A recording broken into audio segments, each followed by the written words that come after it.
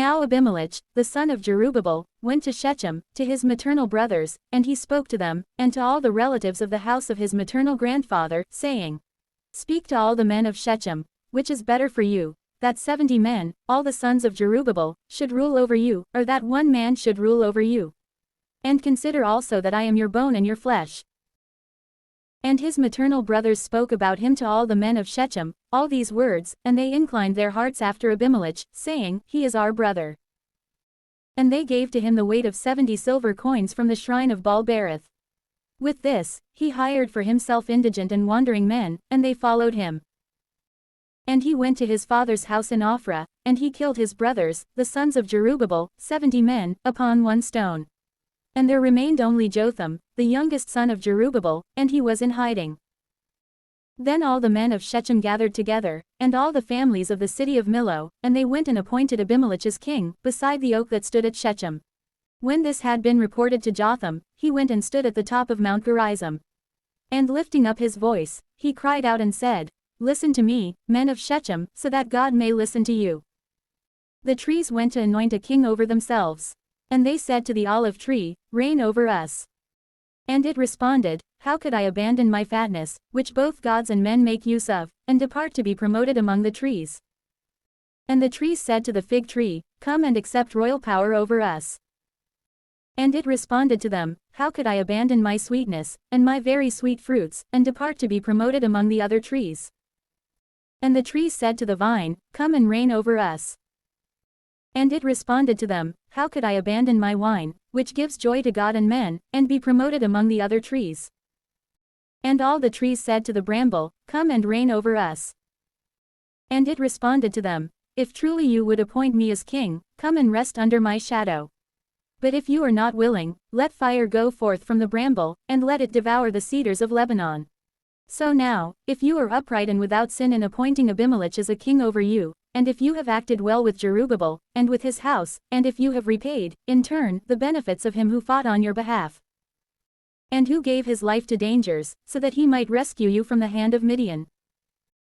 Though you now have risen up against my father's house, and have killed his sons, 70 men, upon one stone, and have appointed Abimelech, the son of his handmaid, as a king over the inhabitants of Shechem, since he is your brother. If therefore you are upright and have acted without fault with Jerubbaal and his house, then you should rejoice on this day in Abimelech, and he should rejoice in you. But if you have acted perversely, may fire go forth from him and consume the inhabitants of Shechem and the town of Millo. And may fire go forth from the men of Shechem and from the town of Millo, and devour Abimelech. And when he had said these things, he fled and went away to Beer. And he lived in that place, out of fear of Abimelech, his brother. And so Abimelech reigned over Israel for 3 years. And the Lord put a very grievous spirit between Abimelech and the inhabitants of Shechem, who began to detest him, and to place blame for the crime of the killing of the 70 sons of Jerubbaal, and for the shedding of their blood, upon Abimelech, their brother, and upon the rest of the leaders of the Shechemites, who assisted him. And they stationed an ambush against him at the summit of the mountains. And while they were waiting for his arrival, they committed robberies, taking spoils from those passing by. And this was reported to Abimelech. Now Hall, the son of Ebed, went with his brothers, and crossed over to Shechem. And the inhabitants of Shechem, uplifted by his arrival, departed into the fields, laying waste to the vineyards, and trampling the grapes. And while singing and dancing, they entered into the shrine of their God. And while feasting and drinking, they cursed Abimelech. And Hall, the son of Ebed, cried out, Who is Abimelech, and what is Shechem, that we should serve him? Is he not the son of Jerubbaal, who has appointed Zebul, his servant, as ruler over the men of Hamor, the father of Shechem? Why then should we serve him? I wish that someone would set this people under my hand, so that I might take away Abimelech from their midst. And it was told to Abimelech, Gather the multitude of an army, and approach.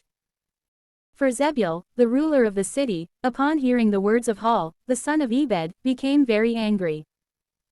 And he sent messengers secretly to Abimelech, saying, Behold, Hall, the son of Ebed, has arrived at Shechem with his brothers, and he has set the city against you. And so, rise up in the night, with the people who are with you, and lie hidden in the field. And at first light in the morning, as the sun is rising, rush upon the city. And when he goes out against you, with his people, do to him what you are able to do. And so Abimelech rose up, with all his army, by night, and he set ambushes near Shechem in 4 places. And Hall, the son of Ebed, went out, and he stood at the entrance to the gate of the city. Then Abimelech rose up, and all the army with him, from the places of the ambushes. And when Hall had seen the people, he said to Zebul, Behold, a multitude is descending from the mountains. And he responded to him, You are seeing the shadows of the mountains, as if they were the heads of men, and so you are being deceived by this error. Again, Hall said, Behold, a people is descending from the middle of the land, and one company is arriving by the way that looks towards the oak. And Zebul said to him, Where is your mouth now, with which you said, Who is Abimelech that we should serve him? Is this not the people that you were despising? Go out and fight against him. Therefore, Hall went out, with the people of Shechem watching, and he fought against Abimelech, who pursued him, fleeing, and drove him into the city. And many were cut down on his side, even to the gate of the city. And Abimelech made camp at Arumah. But Zebul expelled Hall and his companions from the city, and he would not permit them to remain in it. Therefore, on the following day, the people departed into the field. And when this had been reported to Abimelech, he took his army, and divided it into 3 companies, and he placed ambushes in the fields. And seeing that the people had departed from the city, he rose up and rushed upon them, along with his own company, assaulting and besieging the city. But the 2 other companies pursued the enemies scattered in the field. Now Abimelech assaulted the city all that day. And he seized it, and he killed its inhabitants, and he destroyed it, so much so that he scattered salt in it. And when those living in the tower of Shechem had heard about this, they entered the temple of their god, Berith, where they had formed a covenant with him.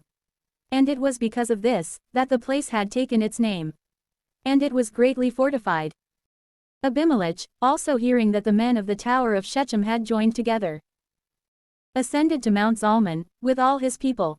And taking an axe, he cut down the branch of a tree.